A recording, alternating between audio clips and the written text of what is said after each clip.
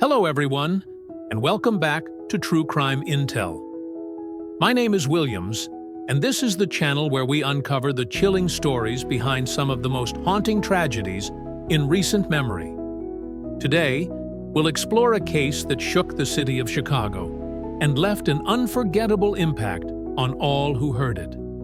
The heartbreaking and horrifying story of Latrice and Keisha Johnson. Latrice Johnson was a single mother who, like many, dreamed of building a better life for her daughter, Keisha.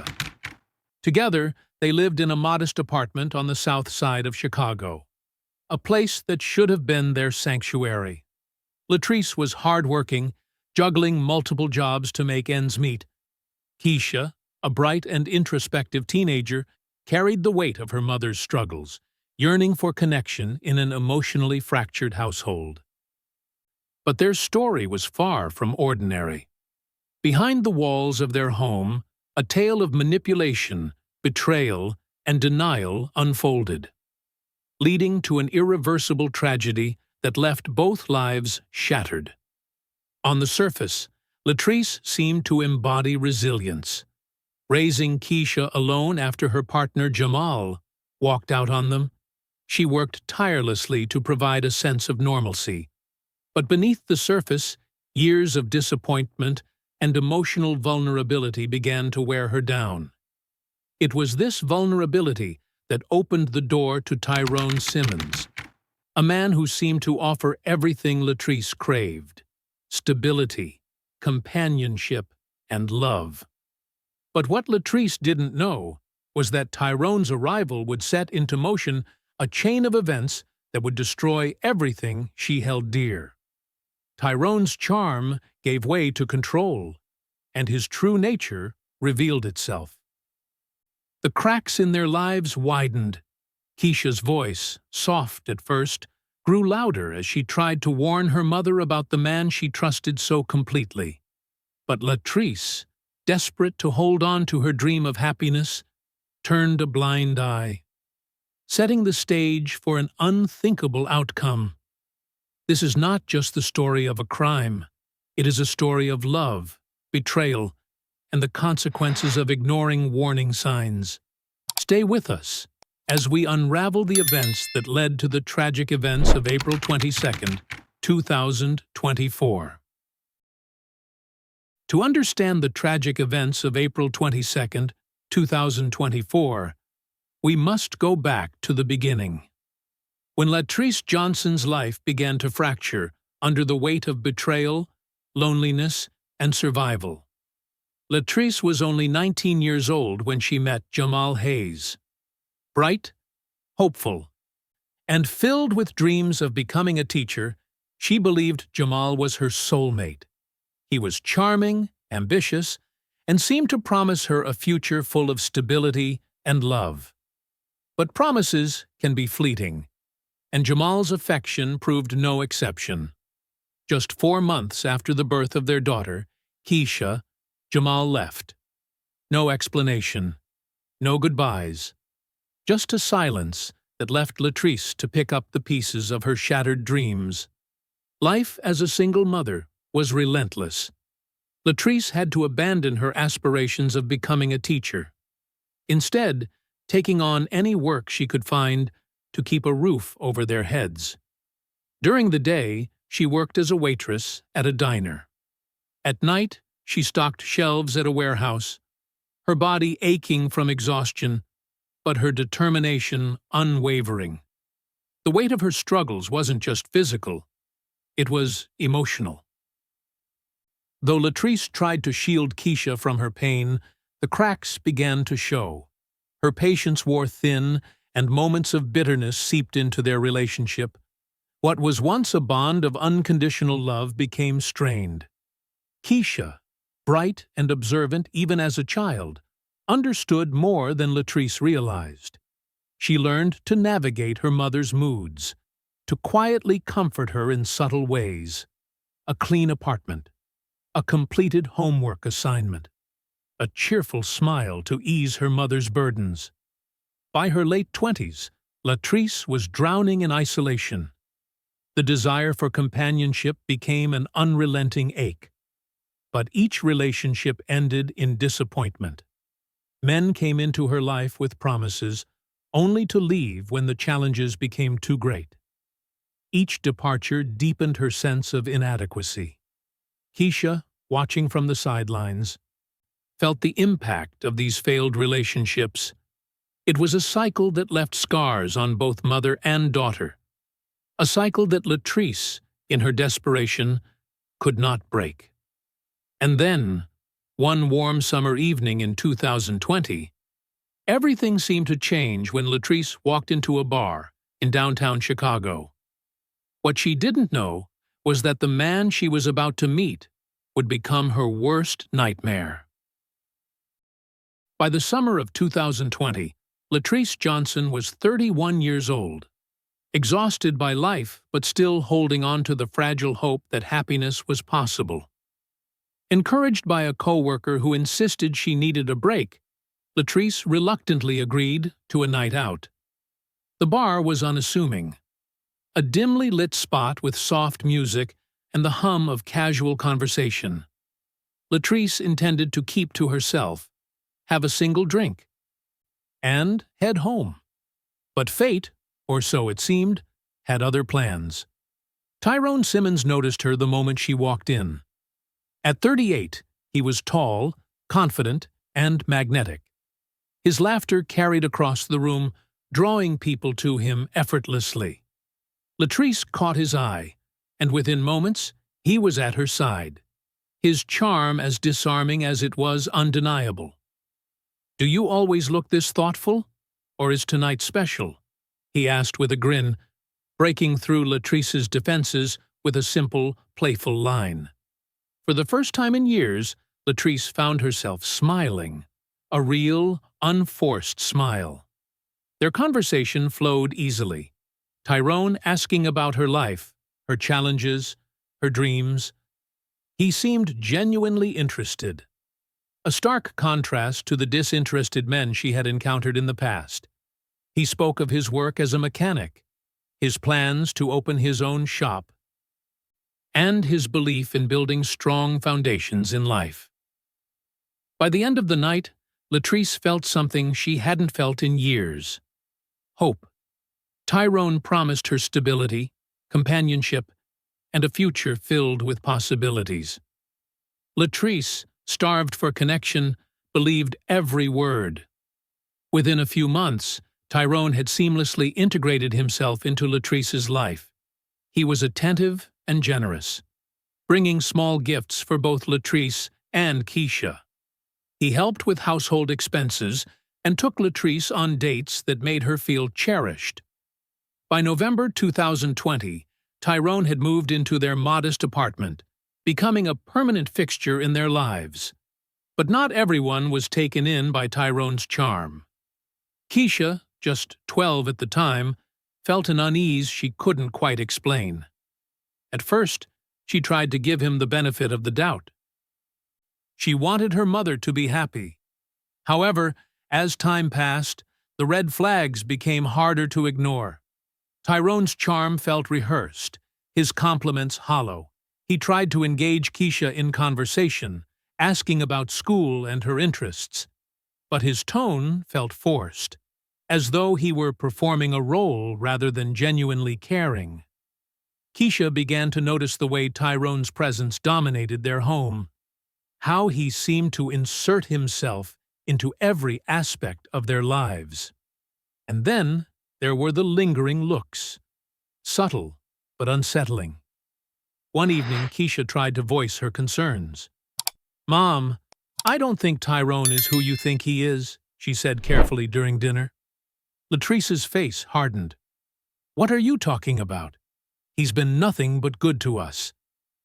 He just makes me uncomfortable sometimes. The way he looks at me." "Stop it." "Keisha," Latrice snapped, "I finally have someone who cares about us, and you're trying to ruin it because you're jealous. I won't let you do this."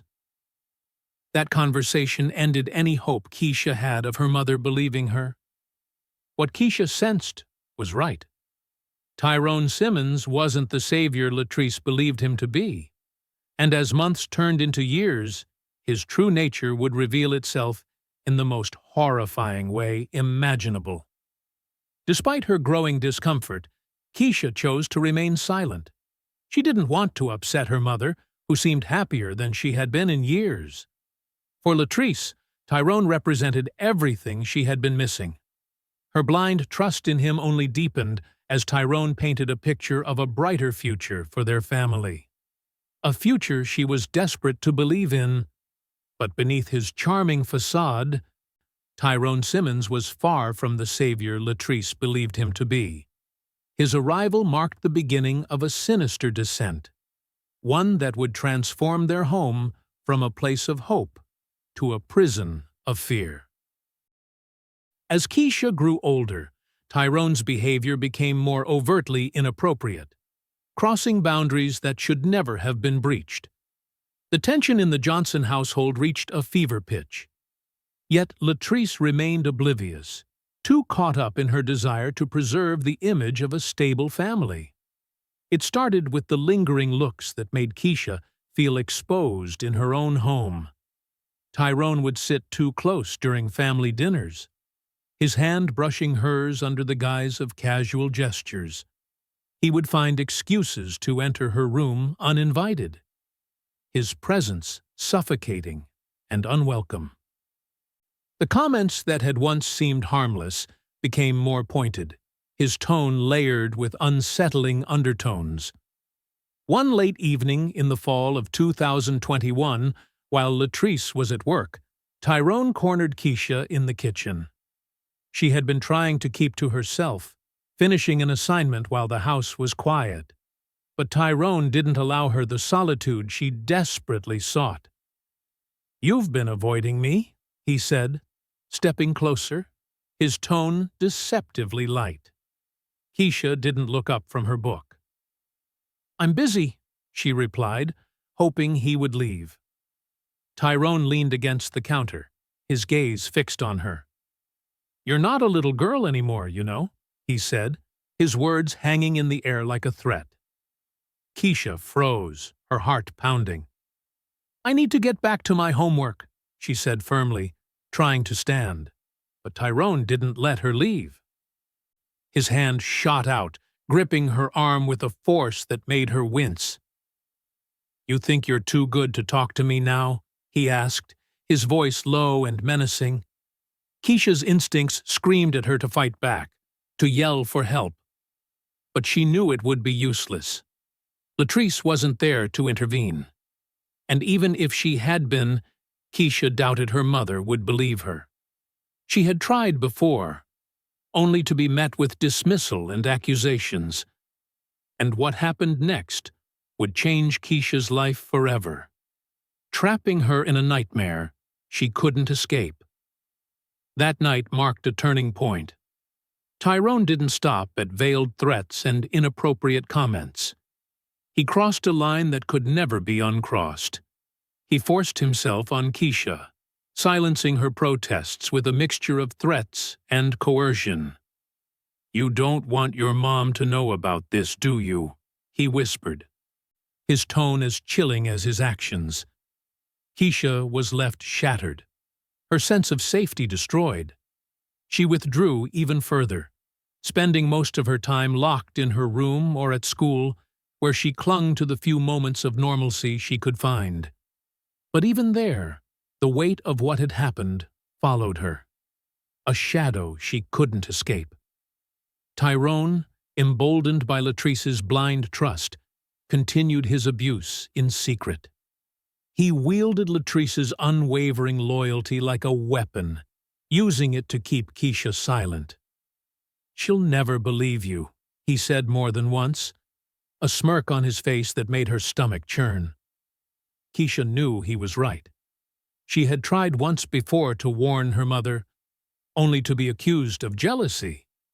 Every word she spoke in her own defense only drove Latrice further into Tyrone's web. Latrice's desperation to hold on to the relationship blinded her to the growing despair in her daughter's eyes. Months passed, and the abuse became a sickening routine. Tyrone's control over Keisha was absolute, and her silence became a prison. She lived in constant fear, dreading the nights when Latrice would work late and leave her alone with him.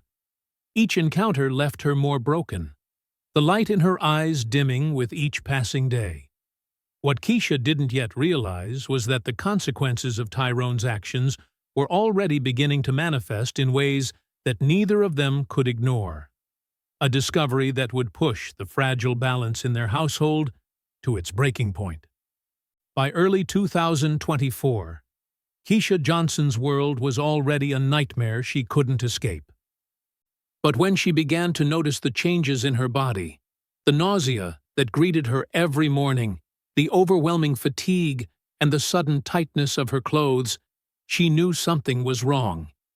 Each symptom felt like a whisper of a truth she didn't want to face. One afternoon, trembling with fear, Keisha took a pregnancy test in the privacy of the small bathroom she shared with her mother. She stared at the stick in her hands as the seconds dragged into an eternity. When the two faint lines appeared, her heart sank. She was pregnant. Keisha's mind raced with questions and fears. How could this have happened? Of course, she knew how. It was Tyrone. The thought made her stomach churn with both rage and disgust. But what terrified her more was what would happen next. Could she tell her mother? Would Latrice even believe her after all the dismissals and accusations? She considered her options, but they all seemed equally impossible. If she kept the pregnancy, how would she raise a child in this house of horrors? If she tried to leave, where would she go? And if she confronted Tyrone, she knew he would twist the truth, as he always did, to suit his narrative. Keisha decided to stay silent, hoping to buy time. But the weight of her secret grew heavier with each passing day. Her once lively demeanor at school had become withdrawn and somber. Friends noticed the change, but Keisha brushed off their concerns with weak excuses.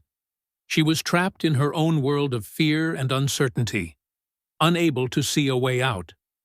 But secrets have a way of revealing themselves, and when Latrice discovered the truth, it would trigger a chain of events that no one could stop. Meanwhile, Latrice remained oblivious, consumed by her own struggles and blind faith in Tyrone. She didn't notice Keisha's fatigue or the subtle changes in her body. She didn't question why her daughter seemed even quieter than usual. Latrice was too busy clinging to the image of the family she believed she had finally built, unaware that it was crumbling beneath her feet. The fragile illusion shattered on the morning of April 22nd, 2024. When Latrice stumbled upon the pregnancy test tucked behind the bathroom sink. She had been cleaning when she noticed it, a small plastic object partially hidden from view. Her heart skipped a beat as she picked it up and turned it over.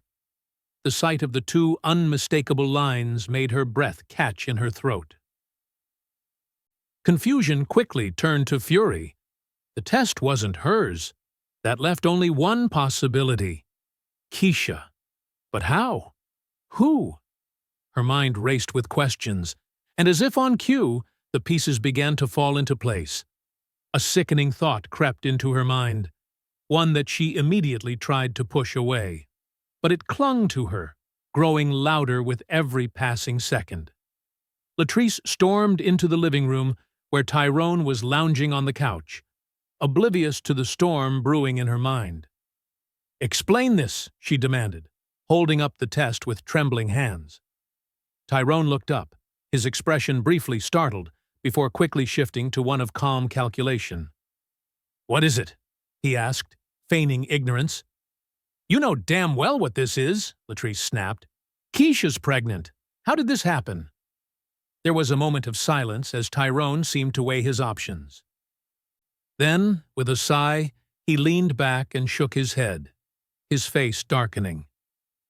"I didn't want to tell you this," he began, his tone carefully measured.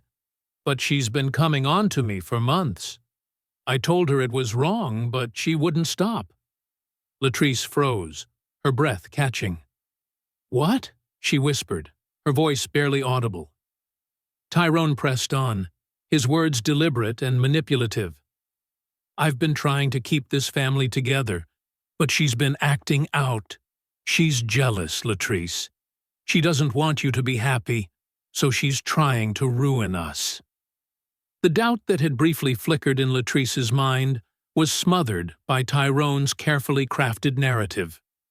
She wanted to believe him, needed to believe him. His words planted seeds of anger and betrayal that quickly took root. Latrice's face hardened.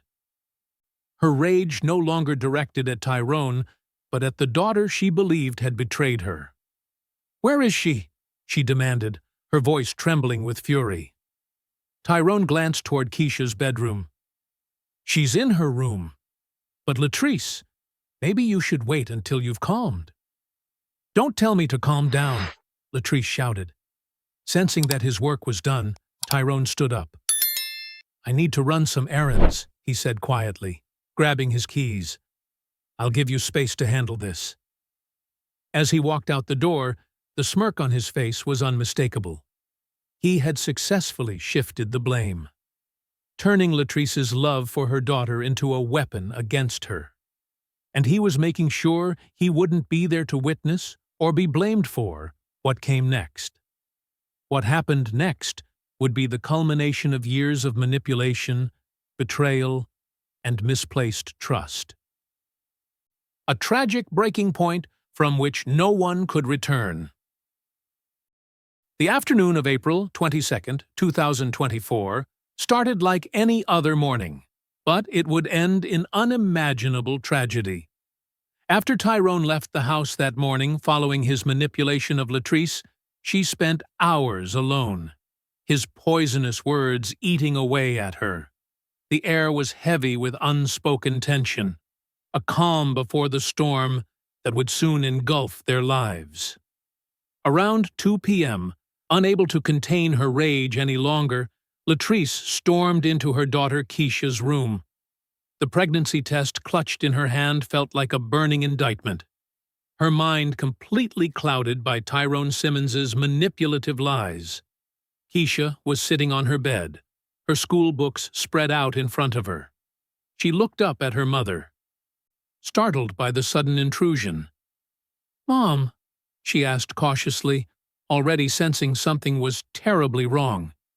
Latrice's voice was sharp and cold. "Explain this," she said, holding up the pregnancy test like a weapon. Keisha's face paled. She had hoped to buy more time to figure out what to do. But now, the truth had come crashing down. "I can explain," she stammered, her voice trembling. But Latrice was in no mood to listen. "You've been throwing yourself at Tyrone, haven't you?" she accused, her voice rising with anger. "I trusted you, Keisha. I gave up everything for you. And this is how you repay me?" Keisha's eyes widened in shock and disbelief. "What?" "No, Mom. That's not what happened. He's lying to you. He—" "Enough!" Latrice snapped, cutting her off. "Do you think I'm stupid? Tyrone has done nothing but care for this family. And you've been trying to tear us apart." Keisha's voice broke as she pleaded, tears streaming down her face. "Mom, you have to believe me. He's the one who did this. He forced me. He threatened me. I tried to tell you before, remember? But you said I was just jealous." "Don't you dare lie to me," Latrice screamed, her face twisted with rage. She took a step closer, her hands trembling. "You're just like your father, always ruining everything, always taking everything from me." Keisha stood up from her bed, backing away, her voice desperate. "Mom, please, I'm telling you the truth. He's been hurting me for years. I didn't want this. I never wanted any of this." But Latrice was beyond reason. The years of frustration, betrayal, and manipulation had boiled over, consuming her entirely. She couldn't see her daughter's tears, couldn't hear the truth in her voice. All she could see was betrayal, Tyrone's lies distorting her perception of the daughter she had once cradled with love. "You're a liar!"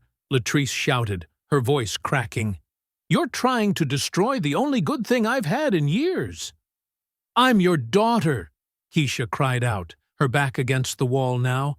"I love you, Mom. Why won't you believe me? Why won't you see what he's doing?" Latrice's anger exploded. She slapped Keisha, the sound echoing through the small room like a gunshot. "Don't talk to me about love. You don't know what I've been through. You don't know what I've sacrificed."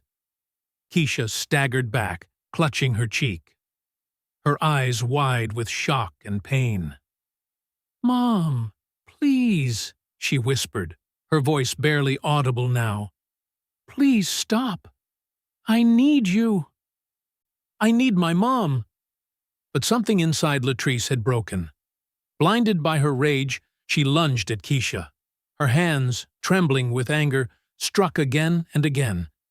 Keisha tried to defend herself, raising her arms to protect her face. "Mom, stop! Please, stop!" Keisha cried, her voice raw with fear and desperation. "I'm sorry. I'm sorry for everything. Please!" "Sorry isn't enough," Latrice screamed, her actions growing more frenzied. "You've taken everything from me. Everything!" Keisha's pleas grew weaker, her body sliding down the wall as the assault continued. "I love you, Mom," she whispered, her voice fading. "I just wanted you to love me back." The words pierced through the haze of rage for just a moment. But it was too late. Latrice's hands continued their terrible work, each blow fueled by years of pain and bitterness that had nothing to do with the innocent girl before her. Minutes passed like hours. The room fell silent except for Latrice's ragged breathing. She stepped back, her legs giving out as she collapsed to the floor. Her hands were shaking, covered in blood. She looked at Keisha, and the fog began to clear. Keisha lay motionless on the floor, her body bruised and broken, her eyes staring at nothing. The daughter she had raised, the child she had once held with such tenderness, was gone. The weight of what she had done crashed down on her all at once. Latrice let out a guttural sob, her body racked with grief and horror. "Keisha," she whispered, crawling toward her daughter's lifeless form. "Oh God, Keisha, what have I done? What have I done?" She reached out with trembling hands to touch her daughter's face, but pulled back, unable to bear it. "I'm sorry," she sobbed. "I'm so sorry, baby. Please, please come back. I'm sorry." But there was no response. The room was deathly quiet. In her haze of shock and despair, Latrice reached for her phone with blood-stained hands. She dialed 911, her movements mechanical, disconnected. The enormity of what she had done seemed to exist behind a thick wall, her mind protecting itself through dissociation. When the dispatcher answered, her voice was eerily calm, detached, flat with shock. 911, what's your emergency?" "I just killed my daughter," Latrice replied, her words chillingly flat. The operator's voice became urgent. "Ma'am, what is your location? Are you safe? Is anyone else injured?" But Latrice offered no further explanation. Her silence was heavy, broken only by her shallow, uneven breaths and the occasional sob. "Ma'am, I need you to stay on the line. Help is on the way. Can you tell me what happened?" Latrice looked at Keisha's body, reality slowly sinking in. "She tried to tell me," she whispered, more to herself than to the dispatcher.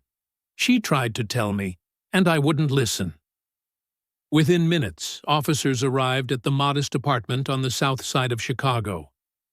The scene they walked into was one of horror. The front door was ajar, and the faint metallic tang of blood hung in the air. Inside, Latrice sat on the living room floor, her hands crimson and her face a mask of grief. Keisha's lifeless body lay just feet away in the bedroom doorway.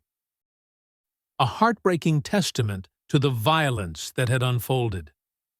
Tyrone Simmons, who had been out running errands since that morning, returned home around 4 p.m. to find flashing lights of police cars and the whispers of horrified neighbors. He feigned shock and sorrow, playing the role of the grieving partner, claiming he had no idea what had happened while he was gone. But as investigators began to piece together the events, they would uncover the truth about his manipulation and the role he had played in the tragic downfall of the Johnson family. The days following the tragic death of Keisha Johnson were a whirlwind of investigation, grief, and mounting questions. The case that initially seemed straightforward, a mother snapping in a fit of rage, soon unraveled to reveal a far more sinister web of manipulation and betrayal. Detectives arrived at the Johnson home that same day, greeted by the haunting image of Latrice Johnson sitting motionless on the floor, her hands stained with her daughter's blood. She offered no resistance as officers placed her in handcuffs and led her away. Outside, neighbors whispered in disbelief, struggling to reconcile the kind, hard-working mother they thought they knew with the horror that had unfolded behind closed doors. As Latrice was taken into custody, Tyrone Simmons arrived, his face painted with an expression of shock and grief.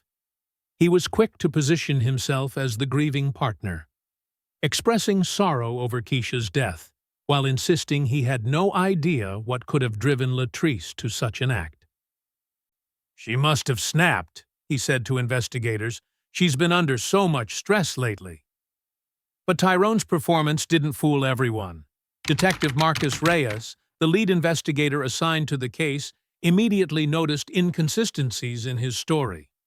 A seasoned professional with years of experience uncovering hidden truths, Reyes had an uncanny ability to see through facades. His suspicions deepened as he delved into the Johnson family's history. Detective Reyes's team began piecing together the events leading up to Keisha's death. They interviewed neighbors, co-workers, and Keisha's classmates, uncovering a disturbing pattern of behavior. Keisha's close friend revealed a heartbreaking secret. Just weeks before her death, Keisha had confided in her about Tyrone's inappropriate actions and her growing fear of him. She was terrified, the friend told detectives through tears. She said he threatened her, that he told her no one would believe her if she spoke up. Text messages on Keisha's phone corroborated her friend's account, detailing Tyrone's threats and coercion. Physical evidence further bolstered their case. Medical reports confirmed Keisha's pregnancy, and forensic analysis revealed injuries consistent with prolonged abuse. Tyrone's carefully constructed facade began to crumble as the weight of evidence against him grew. Under pressure from investigators, Tyrone's mask of innocence slipped. When confronted with the evidence, he attempted to shift the blame entirely onto Keisha, claiming she had seduced him. A vile and transparent attempt to deflect responsibility. His manipulative nature, once so effective, now worked against him as the detective saw through his lies. Latrice, meanwhile, remained in custody, consumed by guilt and despair. Her initial confession was simple: "I killed my daughter." But as Detective Reyes pressed for details, a deeper and more complex story emerged. Latrice recounted how Tyrone had manipulated her, planting seeds of doubt about Keisha's intentions and driving a wedge between mother and daughter. Her voice cracked with regret as she admitted, "I believed him. I let him make me doubt my own child."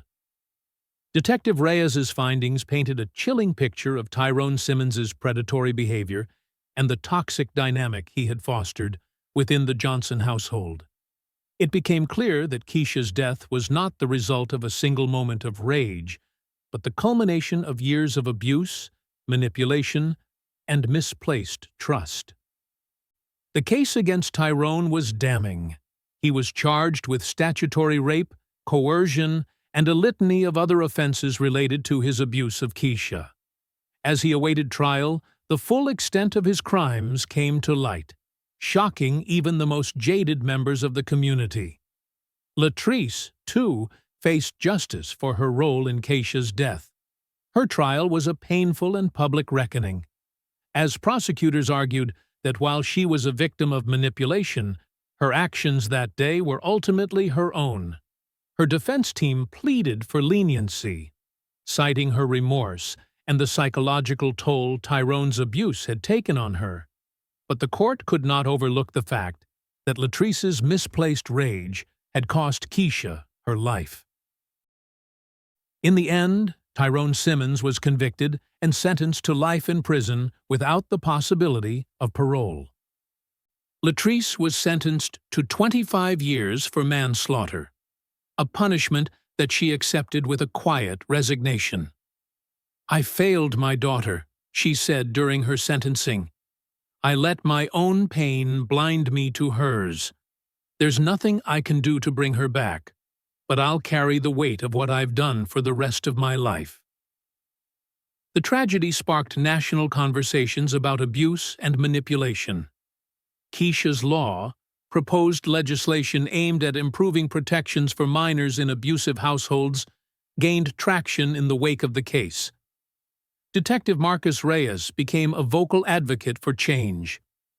"We need to listen when someone says they're uncomfortable," he said. "We need to notice the signs and step in when something feels wrong. Silence and inaction are what allow predators to thrive." Keisha Johnson, a bright, empathetic teenager whose life was cut short by the very people who should have protected her. Her story remains a haunting reminder that love can blind, manipulation can destroy, and silence can be deadly. If you or someone you know is experiencing abuse, please speak up. Resources and hotlines are available. Your voice could save a life. If this story has moved you, please take a moment to share it with others. Raising awareness is the first step toward preventing tragedies like this from happening again. And if you haven't already, subscribe to True Crime Intel for more in-depth explorations of the human stories behind the headlines. In memory of Keisha Johnson, 2008 to 2024. A bright young life taken too soon. May her story inspire us all to be vigilant, compassionate, and unyielding in the fight for justice. Thank you for watching, and remember, your voice matters.